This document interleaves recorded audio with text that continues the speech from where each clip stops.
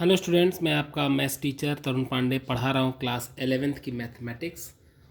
और trigonometry topic है जिसमें मेजरमेंट ऑफ एन एंगल इस पर डिस्कशन हो रहा है।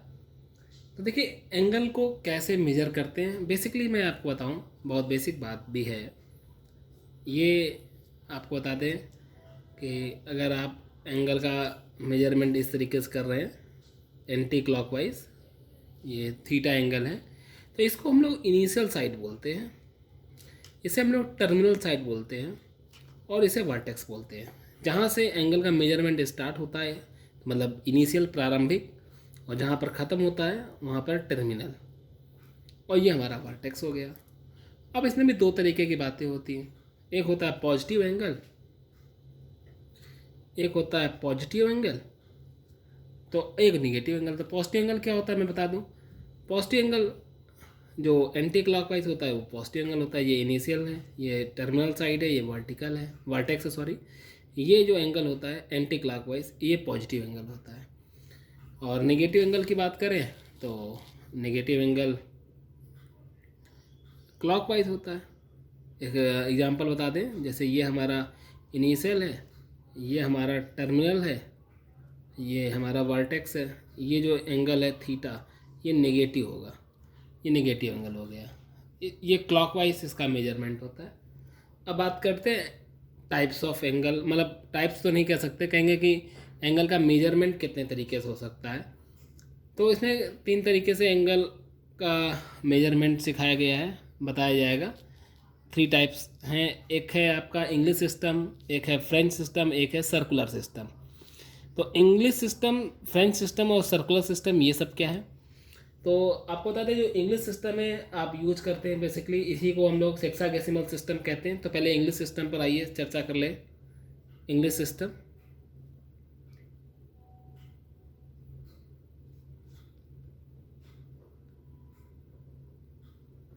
इंग्लिश सिस्टम आपको बता दें इंग्लिश सिस्टम में बेसिकली जो मेजरमेंट होता है वो हमारा डिग्री, मिनट्स और सेकंड्स में होता है। अच्छा, इसी को हम लोग कहते हैं सेक्साडेसिमल सिस्टम।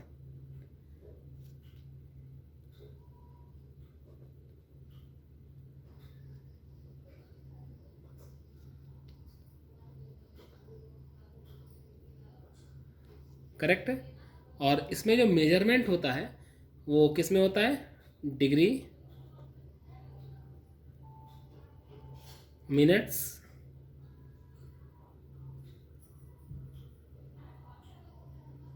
और सेकेंड्स। यहाँ डिग्रीज लिख लीजिए, डिग्रीज, मिनट्स एंड सेकेंड्स, इसमें मेजरमेंट होता है। और अब बात करते हैं कि 1 डिग्री कैसे लिखा जाता है और 1 डिग्री का मतलब क्या होता है। देखिए 1 डिग्री कहीं पे लिखा हो, इसको हम लोग इस तरीके से डिनोट करते हैं। और 1 डिग्री का मतलब क्या होता है बता दें। 1 डिग्री का मतलब होता है 1/360th part of a complete rotation. क्या कहा हमने, 1 डिग्री किसके इक्वल होता है, 1/360th, 1/360th part of complete rotation, of complete rotation.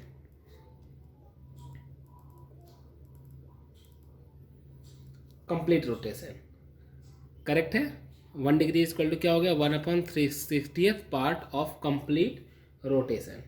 तो इसका मतलब यहाँ पर अगर हम क्रॉस मल्टीप्लाई कर दें तो आपको ये समझ में आ गया कि जो 1 कंप्लीट रोटेशन होता है, 1 कंप्लीट रोटेशन,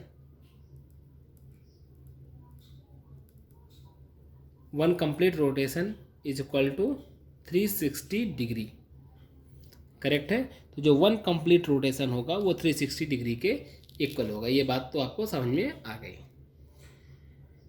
अब आपको बता दें कि जो 1 डिग्री जो होता है वो 60 मिनट के बराबर होता है। 1 degree is equal to 60 minutes.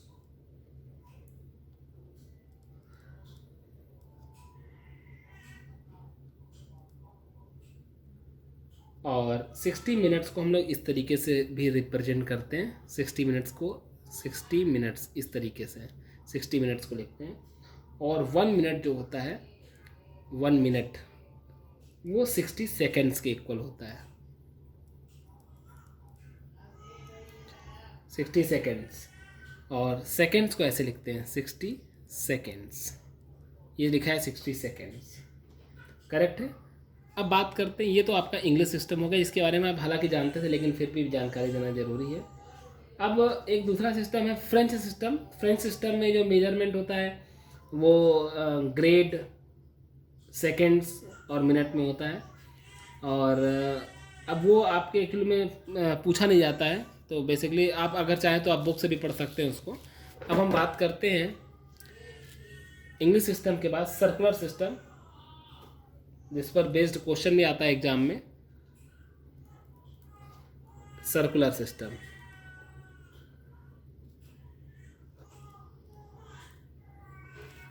Circular system ये क्या होता है सर्कुलर सिस्टम, आइए इस पर हम लोग चर्चा करते हैं।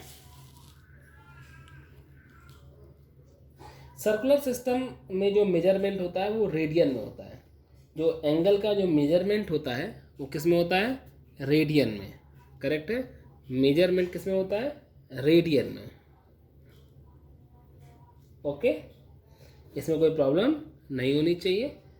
अब बात आती है कि जो एक रेडियन है उसको लिखते कैसे हैं, और एक रेडियन किसके इक्वल होता है। तो देखिए कहीं पर एक रेडियन लिखा हो, एक रेडियन, 1 रेडियन, उसको हम लोग ऐसे लिखते हैं, ये यहाँ पर इस तरीके से लिखा जाता है 1 radian.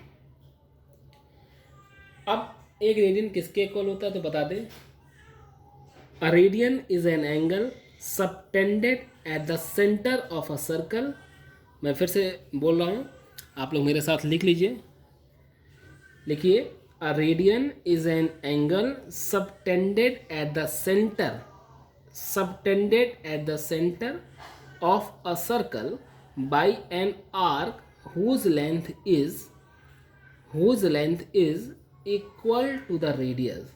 Again we repeat, a radian is an angle subtended at the center of a circle by an arc whose length is equal to the radius. मतलब हम कह सकते हैं इस तरीके से कि अगर ये मेरा सर्कल है, समझिएगा ध्यान से, और ये सर्कल का हमारा रेडियस है r, और एक हमने आर्क ली, इसका भी लेंथ, इस आर्क का लेंथ जो है वो r है, करेक्ट है। और ये जो आर्क है जिसका लेंथ इक्वल टू रेडियस है, सबटेंडेड एट सेंटर, ये जो होगा इसे बोलते हैं हम लोग 1 रेडियन। मतलब angle subtended by an arc, और जो आर्क है वो किसके इक्वल है, रेडियस के इक्वल है। इस एंगल को हम लोग बोलेंगे 1 रेडियन, क्लियर है। अब बात आती है कि जो एक रेडियन है वो किसके इक्वल होता है, तो आप इस तरीके से कह सकते हैं, जैसे आप इसको ए बोल दें, इसको ओ बोल दें और इसको बी बोल दें। एक थ्योरम है जो आप जानते हैं, मैं पहले उस थ्योरम को नोट करा दूं, उसको आप नोट कर लीजिए अच्छे तरीके से और याद रखिए, ये काम बहुत आता है। क्या है उसको लिखिएगा मेरे साथ, मैं लिख भी दे रहा हूँ। एंगल्स, बहुत ध्यान से सुनिएगा इस बात को, एंगल्स एट द सेंटर, ये आप जानते हुए होंगे, हाई स्कूल में पढ़ा है आपने, लेकिन फिर भी मैं लिख दे रहा हूँ।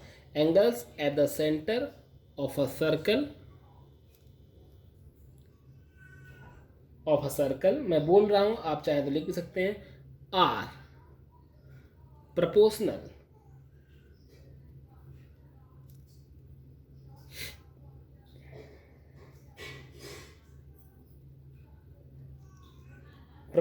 टू द, बताइए क्या होगा, proportional to the subtending arcs.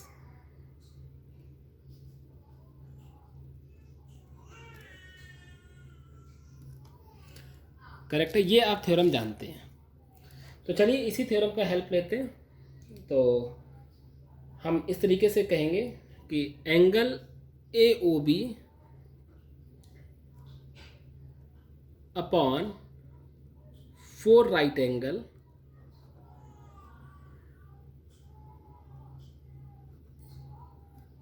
Equal to arc A B upon circumference.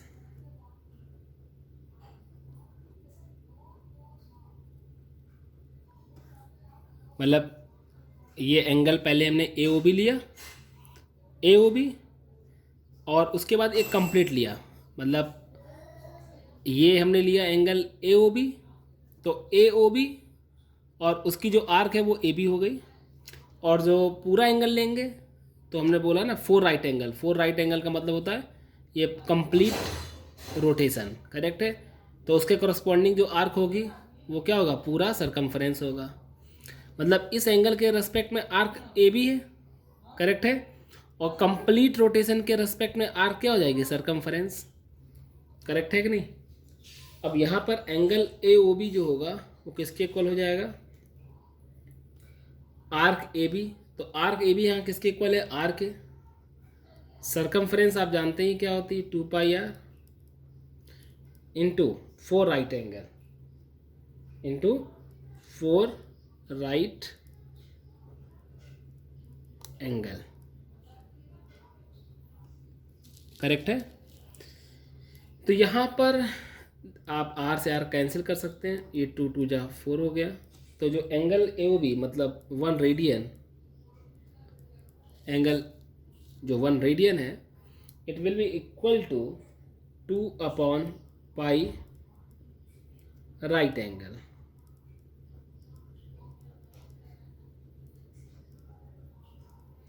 Clear है कि नहीं है। इसका मतलब हम ये कह सकते हैं, इसका मतलब हम कह सकते हैं कि जो रेडियन है वो कांस्टेंट एंगल होता है।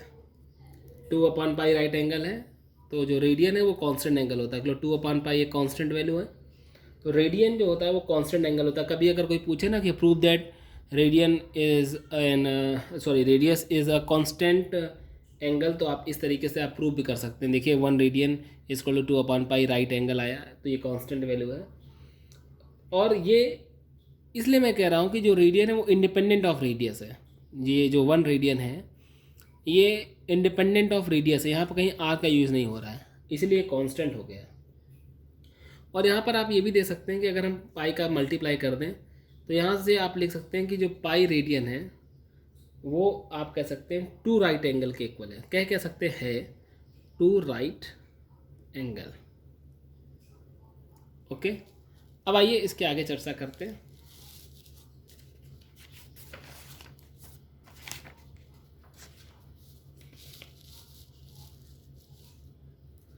अब देखिए इसके आगे मैं पढ़ा रहा हूँ आपको। तो यहाँ से आपको ये समझ में आ गया कि जो पाई रेडियन है वो किसके इक्वल है, 2 राइट एंगल के।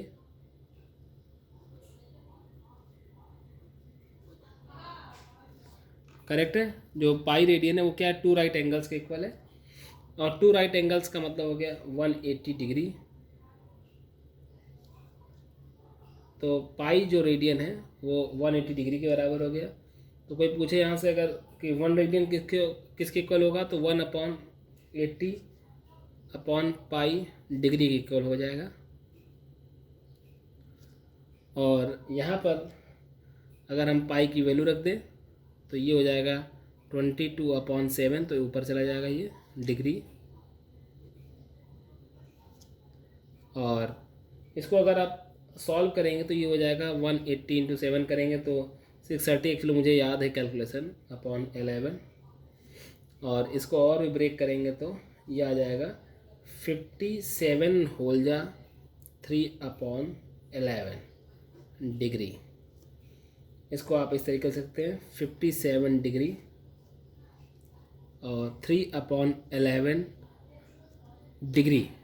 लेकिन डिग्री को अगर मिनट में बदलना हो तो 60 का मल्टीप्लाई कर देंगे तो ये 60 सेकेंड हो गया, क्योंकि 1 डिग्री में 60 सेकेंड्स होते हैं। और इसको अगर आप कैलकुलेट करेंगे तो इसको थोड़ा सा और सिंप्लीफाई कर दें, 57 डिग्री, इसको अगर आप कैलकुलेट करेंगे तो ये आपका आ जाएगा 180/11। इसको फिर ब्रेक कर देंगे तो ये हो जाएगा 16 होल जा 4/11 सेकेंड्स। फिर यहाँ पर आ जाएगा ये 57 डिग्री और यहाँ पर प्लस 16 मिनट और प्लस 4/11 मिनट होगा, लेकिन मिनट को अगर हम सेकेंड में चेंज करें तो ये हो जाएगा 60 सेकेंड्स। तो ये आपका 57 डिग्री 16 मिनट, और आप इसको जब सॉल्व करेंगे तो अप्रॉक्सीमेट 22 आएगा। करेक्ट है। तो ये हम कह सकते हैं अप्रॉक्सीमेट नियरली। तो इस तरीके से ये एक रेडियन की वैल्यू इतनी होती है, 57 डिग्री 16 मिनट, सॉरी ये 16 मिनट 22 सेकेंड्स अप्रॉक्स। मतलब ये देखिए यहाँ पर आ जाएगा आपका 11×5=55 और 5 ऐसे आएगा, 5×4=20, करीब 22 आ जाएगा ये सॉल्व करेंगे तो ये हमने आपको बताया कि एक रेडियन की वैल्यू किसके इक्वल होती है। अब इसके बाद एक फार्मूला होता है और उसका मैं डेरिवेशन भी बता रहा हूँ, लेकिन उसका डेरिवेशन से ज़्यादा इम्पॉर्टेंट फार्मूला भी है। फार्मूला क्या है तो मैं लिख दे रहा हूँ। टू प्रूव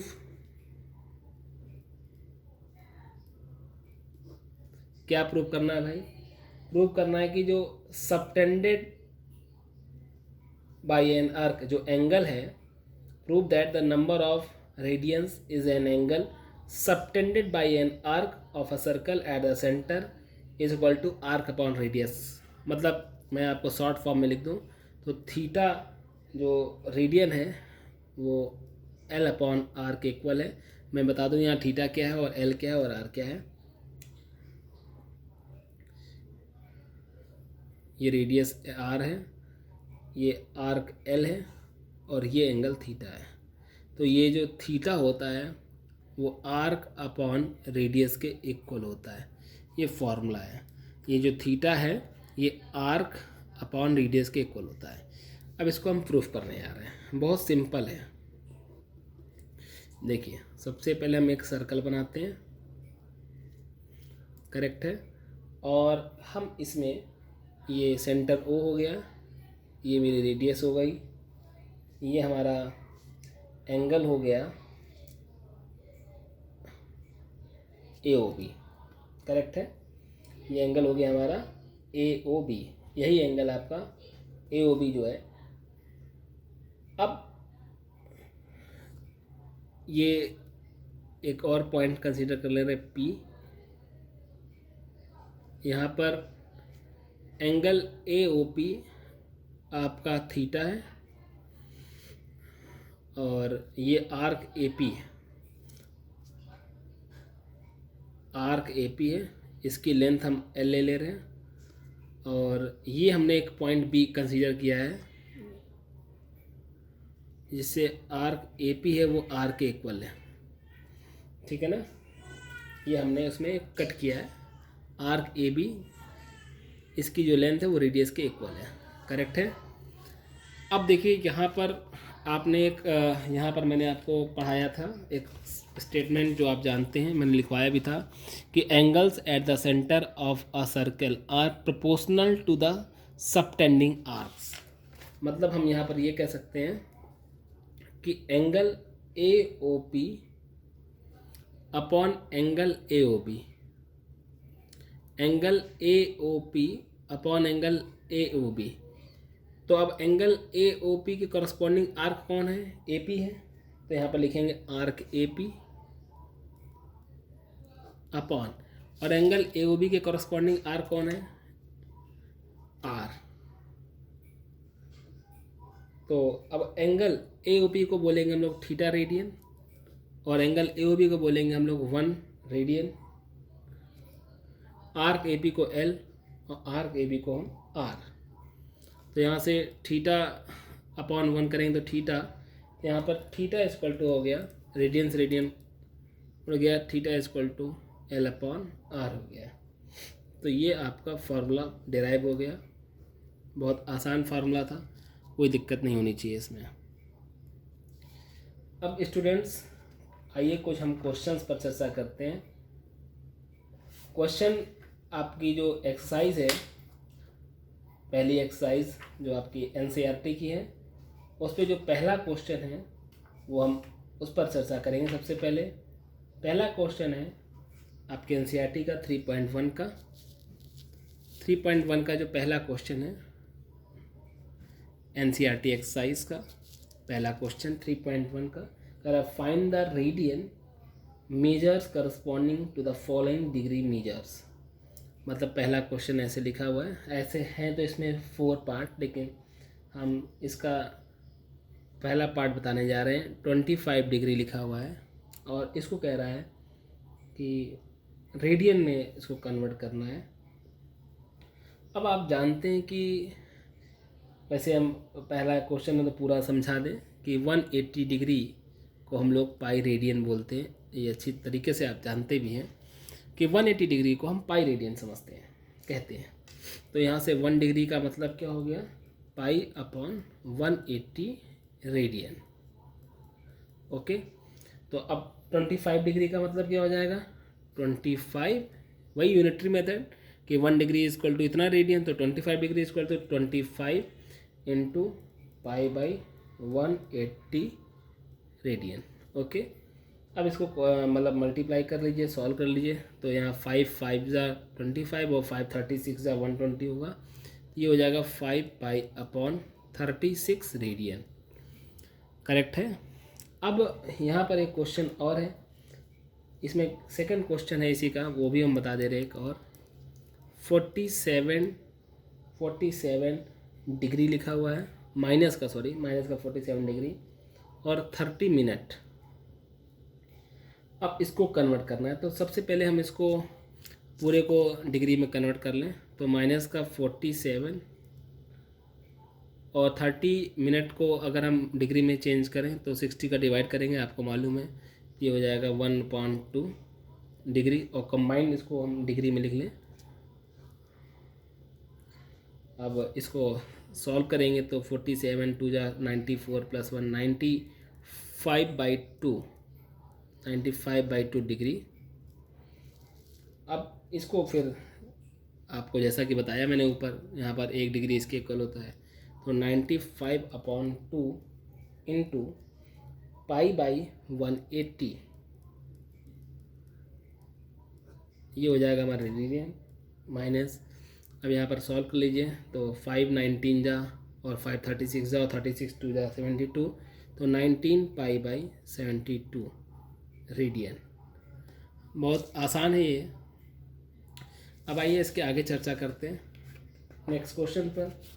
अब इसके बाद नेक्स्ट क्वेश्चन जो आपका दे रहा है एक्सरसाइज 3.1 का सेकंड क्वेश्चन, 3.1 का सेकंड क्वेश्चन। 3.1 का सेकंड क्वेश्चन क्या कह रहा है समझते हैं। कह रहा है find the degree measures corresponding to the following radian measure. तो यहाँ पर आपको दिया हुआ है क्वेश्चन, इसमें डिग्री में आपको बताना है और आपको रेडियन में दिया हुआ है। करेक्ट है। तो जैसा कि हम बताया हुआ है, आपको फिर से लिख दे रहा हूँ कि 180 degree is equal to pi radian होता है। तो 1 डिग्री इज इक्वल टू आपको बताया पाई बाई 180 रेडियन। इसमें कोई परेशानी नहीं होनी चाहिए आपको। तो जैसे पहला क्वेश्चन है आपका 2.1 का, पहला क्वेश्चन है कि आपको 11/16 दिया हुआ है, 11/16 ये रेडियन में दिया हुआ है, इसे डिग्री में चेंज करना है। तो बहुत आसान है। 11/16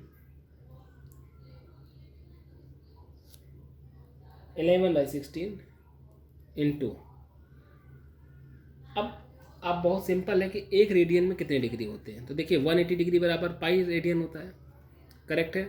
तो 1 रेडियन इक्वल टू क्या हो जाएगा, 180/पाई डिग्री। इसमें कोई दो राय नहीं, बहुत आसान सी बात है। तो 1 रेडियन इक्वल टू 180/पाई डिग्री होता है। तो 11/16 रेडियन इक्वल टू 11/16 इंटू 180/पाई, ये आपका हो गया डिग्री में। आप थोड़ा सा इसको चाहें तो सॉल्व कर सकते हैं। 11/16 अगर आपकी इच्छा है तो 180/22/7 है, तो ऊपर 7 कर दीजिए डिग्री। तो यहाँ पर अब इसको अगर आप सॉल्व करेंगे तो यहाँ पर मल्टीप्लाई करेंगे, 11 2 जा ये यहाँ पर 2 ये 90 हो जाएगा और यहाँ पर अपॉन ये 8, ये 45 और 7 बना 35, 5 3 से 28 31 315 अपॉन 8 डिग्री। अब इसको थोड़ा सा और सिंप्लीफाई करना चाहें अगर आपकी इच्छा है तो आप इसको लिख सकते हैं 39 होल जा 3/8 डिग्री। अगर आप इसको और वेरीफाई मतलब एक्सपैंड करना चाहते हैं डिग्री मिनट्स में तो 39 डिग्री 3/8 डिग्री। 3/8 डिग्री को अगर मिनट में बदलेंगे तो क्या होगा, 60 का मल्टीप्लाई करना पड़ेगा। तो यहाँ से 39 डिग्री और ये जो आपका आया अगर आप इसको सॉल्व करें तो ये हो जाएगा 4 2 जा 8 4 15 जा तो ये 45/2 मिनट। और अगर आप इसको ब्रेक करना चाहें, थोड़ा सा सिंप्लीफाई करना चाहें तो 45/2 को अगर हम एक्सपैंड करें तो चलिए नेक्स्ट स्टेप लिख दें 39 डिग्री। इसको एक्सपेंड करें तो आ जाएगा आपका 22 दूना 44 और 1 45 यानी 22 होल जा 1/2 मिनट 39 डिग्री 22 मिनट और 1/2 मिनट लिखा है तो ये ब्रैकेट लगाएं कोई जरूरत नहीं, प्लस का मतलब होता है वो मतलब इस तरीके से लिख सकते हैं। अब ये 1/2 मिनट है, इसको आप सेकेंड में बदल लीजिए, 60 का मल्टीप्लाई कर देंगे तो 39 डिग्री ये हो जाएगा 22 मिनट और ये 30 सेकेंड्स। ये अप्रॉक्स आंसर आ जाएगा। ये अप्रॉक्स ये क्यों लिखा जा रहा है, नियरली क्यों लिखा जा रहा है, क्योंकि पाई की वैल्यू 22/7 जो होती है वो अप्रॉक्स होती है, एग्जैक्ट नहीं होती है। अब देखिए थर्ड क्वेश्चन आपके पास क्या है, बाकी इसके पार्ट हो जाएंगे स्टूडेंट्स। अब जो नेक्स्ट पार्ट है वो क्या है देखते हैं। वो नेक्स्ट पार्ट क्या है, कह रहा अ व्हील। देखिए अगर एनसीईआरटी लेके बैठेंगे तो आपको ज़्यादा समझ में आएगा। इसमें कह रहा है कि अ व्हील मतलब पहिया मेक्स 360 रिवोल्यूशन इन 1 मिनट, मतलब 1 मिनट में 360 रिवॉल्वेशन करता है। करेक्ट है, a wheel makes 360 revolutions in 1 minute, यानी 1 मिनट में 360 बार वो घूमता है। Through how many radians does it turn in 1 second, how many radians does it turn in 1 second, यानी 1 सेकेंड में कितने रेडियन ये बनाएगा एंगल, ये पूछ रहा है इसका मतलब। तो आइए देखते हैं। सबसे पहले हम आपको बता दें कि ये 1 मिनट में 360 अगर चक्कर लगा रहा है, मतलब 60 सेकेंड्स में, 1 मिनट का मतलब 60 सेकेंड, तो 60 सेकेंड्स में हम ये कह रहे हैं 360 चक्कर लगा रहा है, 360 चक्कर लगा रहा है, 360 रिवॉल्यूशन कर रहा है। तो ये बताइए कि 1 सेकेंड में कितने रिवॉल्यूशन करेगा, तो हम कहेंगे 1 सेकेंड में 360/60 मतलब 6 रिवॉल्यूशन करेगा। 1 सेकेंड में ये 6 चक्कर लगाएगा। अब आपको मालूम है कि एक जब पहिया एक कंप्लीट रिवॉल्यूशन करता है तो 360 डिग्री एंगल बनाता है एक कंप्लीट रिवॉल्यूशन में। अगर हम कह दें कि 1 जो एंगल है वो 1 रिवॉल्यूशन कितना एंगल बनाता है, तो 1 रिवॉल्यूशन में 360 डिग्री एंगल बनाता है, ये सब जानते हैं। इसी को हम लोग 2 पाई रेडियन भी बोलते हैं, ये भी आप जानते हैं।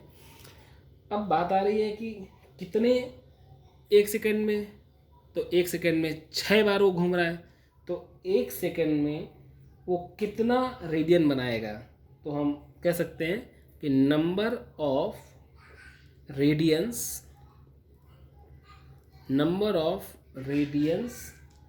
टर्न्ड बाय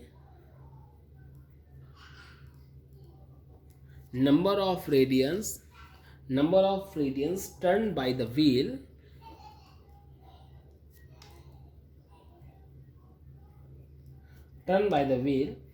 in 1 second, कितना हो जाएगा 6 × 2 पाई, तो हो जाएगा 12 पाई रेडियन। इसमें कोई प्रॉब्लम नहीं हो रही होगी। ओके, अब स्टूडेंट नेक्स्ट क्वेश्चन है मेरे पास, क्वेश्चन 4 है। कह रहा है कि find the degree measures of the angle, question number 4 हमारे पास है। कह रहा है कि find the degree measure of the angle subtended at the centre of a circle of radius 100 centimetre by N arc of length 22 centimetre. Find the degree measures of N angle subtended at the centre of a circle of radius. आप book लेके बैठिए, आपको समझ में आएगा। तो मैं आपको इसका फिगर बना दे रहा हूँ। फिगर क्या बनाना है, बहुत सिंपल क्वेश्चन है। यहाँ पर ये सर्कल है और इसकी जो रेडियस दी हुई है वो दी हुई है find the degree measure of the angle subtended and the centre of a circle of radius 100 centimetre. इसकी रेडियस 100 सेंटीमीटर है और इसमें आर्क ऑफ लेंथ 22 सेंटीमीटर, जो आर्क है वो 22 सेंटीमीटर की है और ये जो एंगल है थीटा, इसको हमें डिग्री में बताना है। बहुत सिंपल हो गया। तो थीटा इक्वल टू होता है वैसे arc upon angle equal to arc upon radius, arc upon radius. ये आपका जो आपने पढ़ा था ना एंगल, कि angle equal to arc upon radius, उससे ये angle equal to arc upon radius आ गया। 22 centimetre upon 100 centimetre, centimetre centimetre cancel हो गए, ये हो गया आपका 11/50। लेकिन ये रेडियन में आया बेटा। अब 11/50 रेडियन को अगर हमें चेंज करना हो मिनट में, सॉरी डिग्री में, तो अब बहुत सिंपल है। 11/50 इंटू 180 अपॉन पाई भी कन्वर्ट करना सीखे हैं आप। 180 अपॉन पाई, पाई को लिख सकते हैं 22/7। तो बाई ऊपर चला गया 7, ये हो गया अब आपका डिग्री में। अब इसको यार कन्वर्ट तो कर ही लोगे आप लोग, मैं डायरेक्ट लिख दे रहा हूँ क्योंकि मुझे आंसर याद है। पहला क्वेश्चन मैंने कन्वर्ट करना सिखाया भी है, 12 डिग्री 36 मिनट।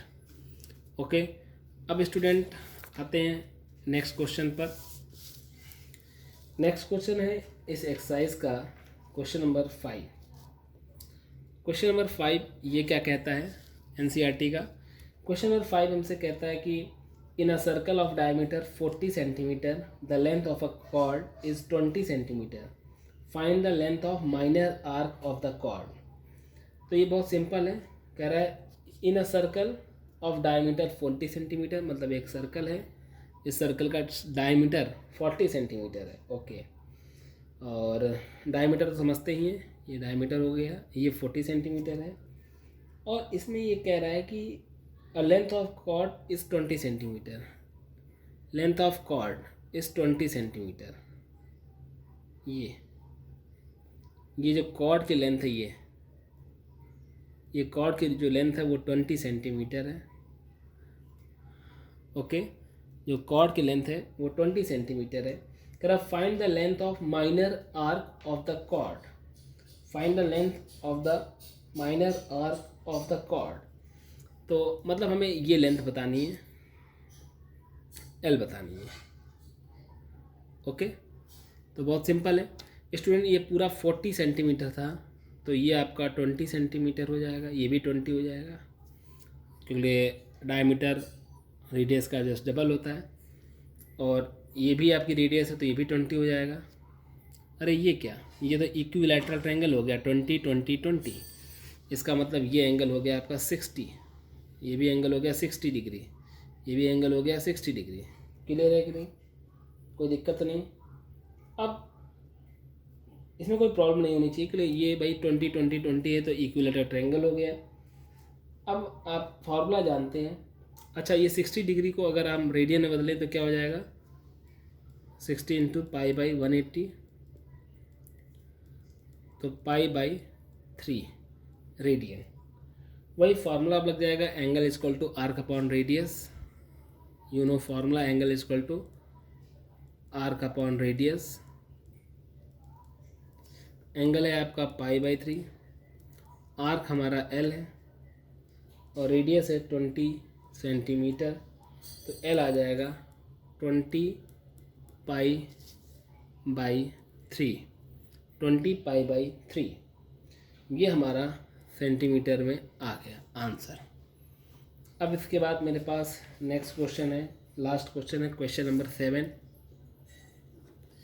क्वेश्चन नंबर 7 क्या कहता है स्टूडेंट्स, कह रहा find the angle in radian through which a pendulum swings if its length is 75 centimetre and the tip describes an arc of length. Again we repeat, find the angle in radian through which a pendulum swings if its length is 75 centimeter and the tip describe an arc of length. मतलब 3 part है, तो एक part बता दे रहे हैं, ये 3 part है, तो पहला पार्ट बता दे रहे हैं जिसमें 10 सेंटीमीटर लिखा हुआ है, बाकी दोनों आप सेल करिएगा। मतलब जो टिप है डिस्क्राइब एन आर्क 10 सेंटीमीटर, मतलब कहने मतलब है कि एक ये पेंडुलम लटका हुआ है इस तरीके से, करेक्ट है, ये पेंडुलम लटका हुआ है। तो जब पेंडुलम को हमने थीटा एंगल पर मूव कराया, ओके, तो इस तरीके से जब हमने मूव कराया, ये करेक्ट है, तो इसमें जो 75 सेंटीमीटर है वो हमने आपको क्या बताया, इसकी 75 सेंटीमीटर आपका जो लेंथ है ये है 75 सेंटीमीटर, ओके, और जो मूव हुआ वो 15 सेंटीमीटर हुआ, ये 75 हो गया, ओके। तो फॉर्मूला क्या होता है आपका, थीटा इज इक्वल टू, ये एंगल थीटा हो गया, आर्क अपॉन रेडियस, तो आर्क हमारी क्या हो गई 15 और रेडियस कितनी है 75, ओके। 15 नहीं है, सॉरी 10 है, हमने सेकंड वाला लिख दिया, चलिए 15 लिख लीजिए यहाँ पर, तो ये हो जाए आपका 1/5, तो ये 1/5 रेडियन आंसर आ गया। बहुत मतलब बेकार सा क्वेश्चन था, बहुत छोटा क्वेश्चन था भाई। एक पेंडुलम है जिसकी रेडियस 75 सेंटीमीटर है, इसको मूव कराया तो जो इसका टिप है वो 15 सेंटीमीटर मूव हुआ, तो कितना एंगल बनेगा, angle equal to arc upon radius, 1/5 radian बन गया। तो ये दोस्तों जवाब था। मैंने आपको पहली एक्सरसाइज एनसीईआरटी की पूरी लगाई और मेजरमेंट ऑफ एंगल पढ़ाया। तो स्टूडेंट ये कैसा लगा वीडियो, आप ज़रूर अपनी राय ज़रूर दें कमेंट में, और अच्छे तरीके से पढ़ाई करें और हमसे जुड़े रहिए। Thank you.